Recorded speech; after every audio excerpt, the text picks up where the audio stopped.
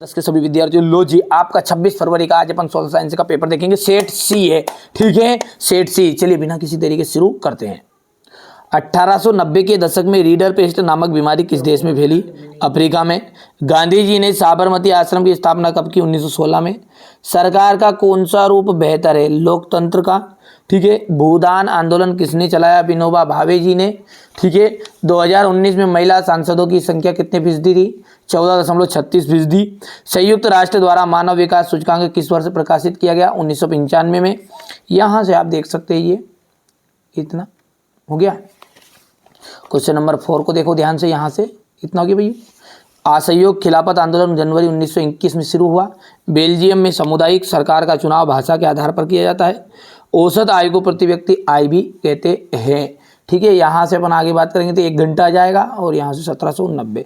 English medium वाले बच्चे बढ़िया से कंप्लीट करेंगे ये यहाँ पर, ठीक है भैया। तो चलिए यहाँ से आप बढ़िया से स्क्रीनशॉट ले लो, ये यहाँ तक का इतना, ठीक है। चलिए आगे बढ़ते हैं। और ये यहाँ पर रिक्त स्थान हो गया, ये है नहीं। जोड़ी की बात करें, हिंदू स्वराज्य, महात्मा गांधी, सीमेंट का कारखाना, द्वितीय क्षेत्र, प्रयागराज कहा जाएगा, श्रृंगवेरपुर, महामंदी 1929, मक्का आयात पर प्रतिबंध, कार्नला, दूसरा गोलमेज सम्मेलन का जाएगा 1931, ठीक है। यहाँ से अपना हो जाएगा ये कंप्लीट करना इतना, ठीक है। लॉर्ड बायरन कौन थे? अंग्रेज कवि थे। जे.एन. टाटा ने भारत में लौह इस्पात कारखाना कहाँ स्थापित किया? जमशेदपुर में। लोकतंत्र शासन की अन्य व्यवस्थाओं का एक बेहतर है भारतीय नागरिकों में समानता को बढ़ावा देना। 2011 की जनगणना के अनुसार भारत की साक्षरता दर क्या थी? 73%। बैंक में सहकारी बैंकों की रचना किस प्रकार की? त्रिस्तरीय। वायु परिवहन में का राष्ट्रीयकरण किस वर्ष हुआ था? तो 1953 में हुआ था। सत्य सत्य है। सेवा क्षेत्र अर्थव्यवस्था का तृतीय क्षेत्रक होता है, बिल्कुल राइट बात है। बैंक केवल लाभ कमाने वाले व्यापारियों को ऋण उपलब्ध कराती है, असत्य है, ठीक है। यहां से देख लीजिएगा, मार्च 1931 को गांधी जी ने इरविन के साथ एक समझौते पर हस्ताक्षर किए, बिल्कुल ये सत्य बात है। सत्य सत्य आप कर सकते हैं कंप्लीट, कोई दिक्कत नहीं है ना। अपन देखते हैं सॉल्यूशन अच्छे से। ये यहाँ से हो गया। पहले तो आप पेपर देखो, सबसे पहले तो क्या देखना पड़ा? पेपर, ताकि आपको अच्छे अंक प्राप्त हो, इसलिए सबसे पहले तो पेपर देखो, फिर उसके बाद सॉल्यूशन देखेंगे ना बढ़िया से। भूमि निम्नीकरण क्या है? मृदा परिच्छेदिका का क्या तात्पर्य है? प्रारंभिक जीविका निर्भर कृषि क्या है? गहन कृषि की विशेषता है। सार्वजनिक एवं निजी क्षेत्रों में के उद्योगों में अंतर स्पष्ट कीजिए। भू प्रदूषण को नियंत्रित करने के उपाय। सड़क परिवहन की विशेषताएं आपको बतानी है। पाइपलाइन के महत्व बताने हैं। भारत में पर्यटन के लाभ बताइए। ये क्वेश्चन नंबर आपका 12 देख लीजिएगा। आयात शुल्क हो गया है। ये सारा सॉल्यूशन अपना भी देखने वाले हैं ना। इंग्लिश मीडियम वाले बच्चे भी स्क्रीनशॉट लेते जाएंगे। ये क्वेश्चन नंबर 16, ये 17 हो गया।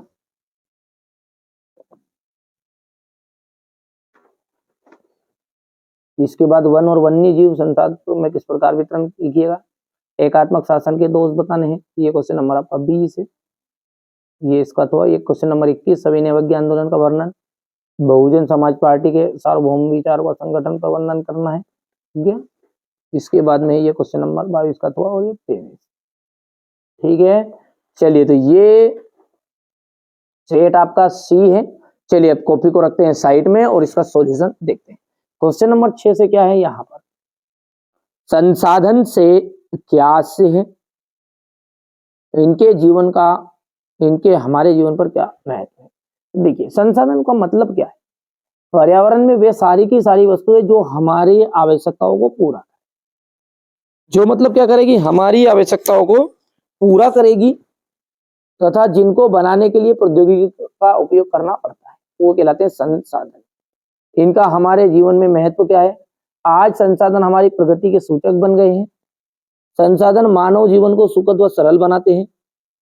संसाधन के कारण मानव ने अपनी बुद्धि और कौशल को बढ़ाया है। ठीक हो गया इतना? क्या बोला है मैंने कि संसाधन क्या है वास्तव में? कि वे सारी की सारी वस्तुएं जो हमारी आवश्यकताओं की पूर्ति करेगी। ये पेन, ठीक है, ये कागज, ये मोबाइल, सब कुछ ये क्या है? आपके संसाधन है जो हमारी आवश्यकताओं की पूर्ति करेंगे। और जल संसाधन, वायु संसाधन, ये सब जानते हैं आप। अब महत्व तो क्या है? ये हमारे प्रगति का सूचक है। सरल और सुखद बना दिया इन्होंने हमारे जीवन को, ठीक है। यहां से अपन देख सकते हैं। चलिए, ज्यादा कठिन नहीं है। बांगर क्या है? पुराने जलोढ़ मिट्टी को क्या कहते हैं अपन? बांगर कहते हैं। यहां नदियों द्वारा निर्मित प्राचीन मृदा है, पुरानी मृदा है, तो नाम क्या है? बांगर। नाम में लग रहा है कि पुराना नाम होगा, बांगर खांगर डांगर, ठीक है। तो ये क्या है? पुरानी जलोढ़ मिट्टी को कहेंगे अपन बांगर। यहाँ नदियों द्वारा निर्मित प्राचीन मृदा है, यहाँ स्लेटी रंग की चिकनी मृदा। चलिए अगला देखते हैं, भूमि निम्नीकरण क्या है? भूमि निम्नीकरण का मतलब होता है भूमि के उपजाऊपन में कमी आना, अर्थात प्राकृतिक तथा मानवीय कारणों से भूमि की गुणवत्ता में कमी आए तो इसे हम कहते हैं भूमि निम्नीकरण। मृदा परिच्छेदिका से क्या तात्पर्य है? मृदा में क्रमिक क्षैतिज परतों, विन्यास और उनकी स्थितियों को दिखाने वाले ऊर्ध्व काट को अपन मृदा परिच्छेदिका कहते हैं, ठीक है। इन्हें कहते हैं मृदा परिच्छेदिका। कि मृदा में क्रमिक क्षैतिज परतों और विन्यास और उनकी स्थितियों को दिखाने वाले ऊर्ध्व काट, ऊर्ध्व का मतलब होता है हिस्सा, खड़े काट को मृदा परिच्छेदिका कहते हैं। सिंपल परिभाषा लिखा दी मैंने यहाँ पर। अब अगला है क्वेश्चन नंबर 8। क्या है प्रश्न को थोड़ा सा पढ़ते हैं। प्रारंभिक जीविका निर्वाह कृषि क्या है? देखिए, प्रारंभिक जीविका निर्वाह कृषि, यहाँ कृषि भारत के कुछ भागों में अभी भी की जाती है। प्रारंभिक जीविका निर्वाह कृषि का अपन उदाहरण देखें ना, तो ये इसका उदाहरण है। यहाँ से ये चित्र में जो दिख रहा है ना, और ये भारत के कई भागों में अभी भी कर रहे हैं। अपन ही कर रहे हैं, और कौन कर रहे हैं ना? क्या मेरे खानदान में पैदा हो तो कितने आए, अपन भी गरीब खानदान के ही, ठीक है। तो ये यहाँ कृषि भारत के कुछ भागों में अभी भी की जाती है। यहाँ कृषि भूमि के छोटे छोटे टुकड़ों पर कृषि औजारों जैसे लकड़ी के हल, दाव और खुदाई के करने वाली छड़ी तथा परिवार या समुदाय की मदद से की जाती है। गहन जीविका कृषि की विशेषताएं बतानी है। इस खेती में देखिए, गहन जीविका कृषि खेती क्या है? थोड़ी सी ज्यादा मात्रा में करना, जिसे मतलब हमारे लिए तो प्रारंभिक जीविका निर्वाह कृषि गेहूं एमपी वालों के लिए, और वही चीज यदि पंजाब वाले करेंगे गेहूं पैदा, तो वो कहलाएंगे गहन जीविका कृषि, क्योंकि उनका थोड़ी ज्यादा पैदावार होगी, धंधा ज्यादा होगा, बिजनेस ज्यादा होगा, टर्नओवर ज्यादा होगा, सीधी सी बात।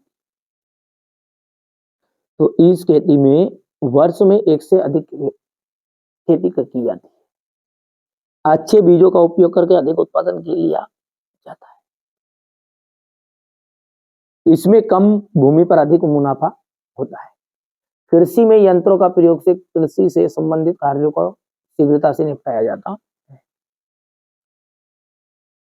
अगला है सार्वजनिक और निजी क्षेत्र में अंतर। देखिए, सार्वजनिक का मतलब क्या है? जो, ठीक है, जो सरकार के स्वामित्व में हो, ठीक है, वो जो सार्वजनिक उद्योग का स्वामित्व सरकार या सरकार के किसी संगठन के पास होता है। निजी का क्या है? निजी उद्योग का स्वामित्व व्यक्ति विशेष, कुछ व्यक्तियों या कंपनियों का इस पर अधिकार। इस तरह से आप कर सकते हैं, कोई दिक्कत नहीं है, कठिन नहीं है ज्यादा। ये हो गया इतना, क्योंकि लंबा होगा बहुत वीडियो, यदि मैं समझाऊंगा पूरी तरह, और इतना अपने पास टाइम नहीं बचा है ना। आप तो बढ़िया से कंप्लीट कर लो। बहुत सारे बच्चों को आता भी पहले से, ऐसा नहीं। भू प्रदूषण को नियंत्रित करने के उपाय, ये देखिए, हो गया। सड़क परिवहन की विशेषताएं क्या है? सड़कें उबड़ खाबड़ जगहों पर बनाई जाती है। सड़कें गांव को शहर से जोड़ती है। छोटी और कम दूरियों के लिए तीव्र गति का से परिवहन किया जाता है। पाइपलाइन परिवहन का महत्व बताइए। यहाँ जल और थल दोनों में बिछाई जाएगी। यहाँ सबसे सुरक्षित और सुनिश्चित आपूर्ति का महत्वपूर्ण साधन। चलिए अब अगला प्रश्न है, भारत में पर्यटन उद्योग के लाभ बताइए। देखिए, पर्यटन उद्योग जो है ना, यानी कि बाहर से जो घूमने आ रहे हैं उनके लिए जो, ठीक है, पर्यटन क्षेत्र है, उनसे जो सरकार को आमदनी होती है उसे अपन कहेंगे पर्यटन उद्योग के द्वारा लाभ आएंगे, ठीक है। इससे हमें बड़े पैमाने पर विदेशी मुद्रा प्राप्त होती है, पहली चीज। पर्यटन उद्योग से भारत में लगभग 39 मिलियन लोगों को रोजगार मिलता है। 2019 की रिपोर्ट है ये ना। पर्यटन उद्योग राष्ट्रीय एकता प्रभावित करता है। यहाँ विदेशियों को देश की ओर आकर्षित करता है। इससे स्थानीय लोगों को रोजगार मिला है। ये हो गया आपका पर्यटन उद्योग के लाभ।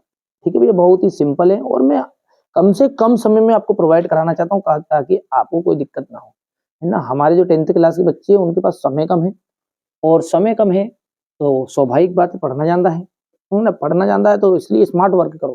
पहले मैं जो 6 पेपर दे रहा हूँ बेटा उसको सबको करो, कोई रियल पेपर नहीं है, नहीं तो आप रियल पेपर के भरोसे बैठ जाओ। बहुत सारे बच्चे जो है ना मत का मेरे जो रहता ना उनको रियल पेपर ही चाहिए, बट रियल पेपर नहीं मिलेगा कहीं भी, है ना। आप तो ये मोस्ट इंपोर्टेंट चीज है, इनको पढ़ो, 6 पेपर को कर लो, हाँ 100% गारंटी इसी में से पूरा रियल पेपर आ जाएगा, सेम टू सेम छप, क्योंकि पूरा रिसर्च के बाद बनाया है यार, है ना। हर साल अपन तो है ना, ऐसा नहीं है एक बार, ये हर साल ही बच्चे परसेंटेज बनाते हैं इसी, है ना। तो ये रेल परिवहन की हानि, बिना टिकट यात्रा, तो बिना टिकट यात्रा करने से भारतीय रेलवे को प्रतिवर्ष 5 करोड़ से भी अधिक की हानि होती है। रेल दुर्घटनाएं के फलस्वरूप मानव जीवन संकट में पड़ जाता है तथा रेलवे की संपत्ति नष्ट हो जाती है। तो और भी अपन हानि 2-4 और हानि कर लेना आप, ठीक है। समझ में आ गया, बिना टिकट की यात्रा हो गई है, रेल दुर्घटनाएं हो गई है, ठीक है, चोरी जैसी घटनाएं ज्यादा होती है इसमें, ठीक है। ये सामान की प्रथम विश्व युद्ध में केंद्रीय शक्तियां कौन कौन सी थी? तो प्रथम विश्व युद्ध में जो केंद्रीय शक्ति थी वो थी जर्मनी, ऑस्ट्रेलिया, हंगरी, ओटोमन तुर्की केंद्रीय शक्तियां थी। द्वितीय विश्व युद्ध में मित्र राष्ट्र और धुरी शक्तियां कौन कौन सी थी? एक गुट में धुरी शक्तियां मुख्य रूप से नाजी जर्मनी और इटली थी।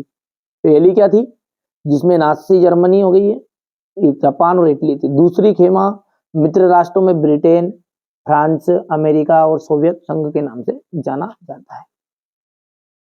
आयात शुल्क से क्या आशय है? देखिए, यहाँ किसी दूसरे राष्ट्र से आने वाली चीजों पर वसूल किए जाने वाला शुल्क है। यहाँ कर या शुल्क उस जगह से लिया जाता है जहां से वहां वस्तु देश में आती है, अर्थात सीमा पर या हवाई अड्डे पर। ये क्वेश्चन नंबर आपका 13 है। यहाँ पर देखिए 1840 के दशक के बाद रोजगार की स्थिति का विश्लेषण कीजिए। 1840 के दशक के बाद शहरों में निर्माण के लिए गतिविधियां तेजी से बढ़ी, लोगों के लिए नए रोजगार के अवसर पैदा हुए, सड़कों को चौड़ा किया गया, नए रेलवे स्टेशन बने, रेल लाइनों का विस्तार किया गया, ये सारे काम किए गए, है ना। 1840 के दशक के बाद शहरों के निर्माण की गतिविधियां तेजी से बढ़ी थी, ठीक है भैया। तो ये आप बढ़िया से सॉल्यूशन कर सकते हैं। यहाँ से आपका जी जी भैया कौन थे? जमशेदजी जी भैया, बढ़िया से करना है। ये क्वेश्चन नंबर 14 है बेटा, आराम से करो कंप्लीट, है ना। समय कम है वरना मैं एक एक चीज आपको बारीकी से समझाता भी सी। ये यहाँ से थोड़ा सा छोटा कर दूं ना, हो गया। क्वेश्चन नंबर जो 15 है वो आपका जाएगा मुद्रण संस्कृति के 2 परिणाम लिखिए, हो गया।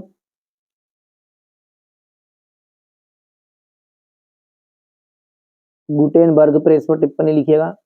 अल्प बेरोजगारी क्या है? किसी क्षेत्र में आवश्यकता से अधिक लोगों का नियोजन होना ही क्या कहलाता है? अल्प बेरोजगारी कहलाएगा। अंतिम उत्पादन, सिंपल सी बात है, हो गया। कंटेनर क्या है, इसकी क्या उपयोगिता है बताइए? वस्तुओं के कंटेनरों में रखा जाता है जिससे इन्हें जहाजों, रेलों, वायुयानों एवं ट्रक पर बिना क्षति के लादा जा सके। कंटेनरों से ढुलाई लागत में भारी बचत हुई है और माल को बाजारों में पहुंचाने की गति में वृद्धि हुई है। इसी प्रकार वायु यातायात की लागत में गिरावट आई, परिणाम स्वरूप वायु मार्ग अधिक मात्रा में वस्तुओं का परिवहन संभव हुआ है। ये हो गया क्वेश्चन नंबर 17। यहाँ से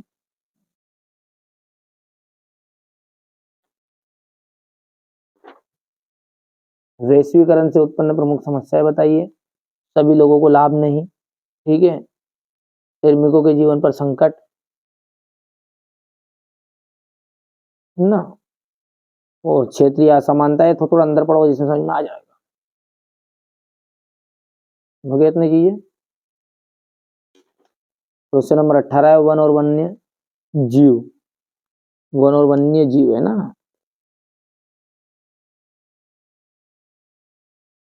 हाँ, वन जीव संसाधनों, ठीक है, का वितरण पर लेख लिखना है और कार बताना है। तो ये वितरण तो हो गया इतना। उसके बाद में इनका प्रकार, आरक्षित वन, रक्षित वन और अवर्गीकृत वन।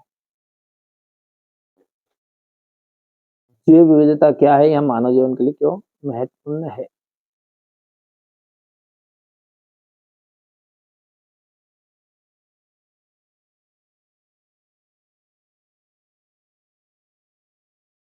ये हो गया यहाँ से।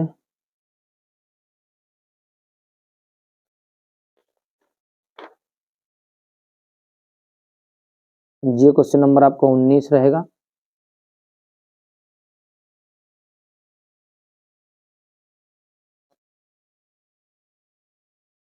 केंद्र और राज्यों में सत्ता का विभाजन,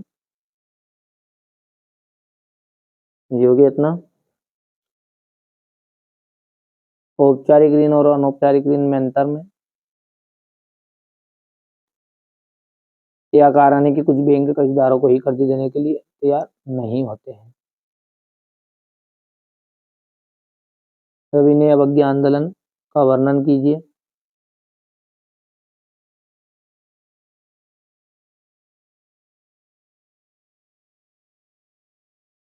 ये क्वेश्चन नंबर 4 हो गया है। साइमन कमीशन पर टिप्पणी।